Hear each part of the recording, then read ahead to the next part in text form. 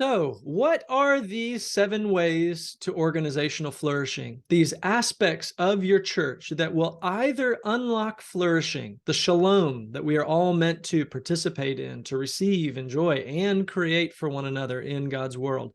Um, what are those ways that, if they're not leading to flourishing, are probably actively preventing that flourishing in our relationships, in our church, in the organization that we are trying to lead? Well, here's the first one: true self-identity.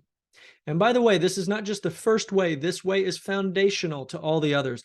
Just like you either have a vague sense of who God's made you to be, or you might have a more and more radically clear sense of who God's made you to be. That is going to have a profound effect on all of your life. The more generically you understand yourself as an image bearer, the more you're going to feel frustrated and stuck and lost and unsure about how to move forward and participate in the world as the person God's made you to be, as your true self. The same thing is true about any church, and it's true because you are there.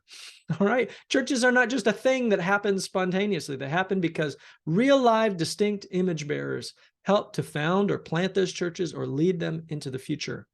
And because of those unique image bearers, there is a unique identity already present in the church.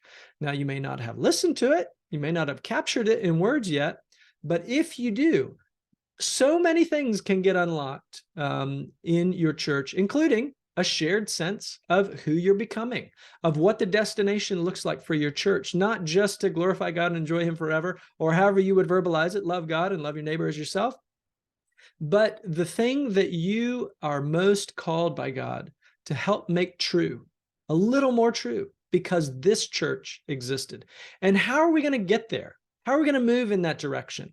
And along the way, what is most defining of us?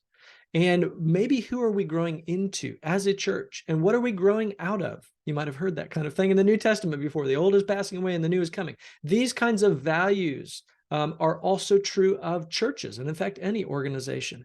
And you could imagine, if you have a clear sense of your true self-identity as a church, a lot of things can automatically start to get easier, about a shared sense of what we're up to, how to delegate things and still row in the same direction, who should be on the team, how do we actually lead other people, how do we make decisions and solve problems, how do we lead the congregation in the relationship we're having with them. All kinds of things can now become possible or much easier because of your true self-identity. And I want to remind you, your church has a true self-identity. You don't have to invent it.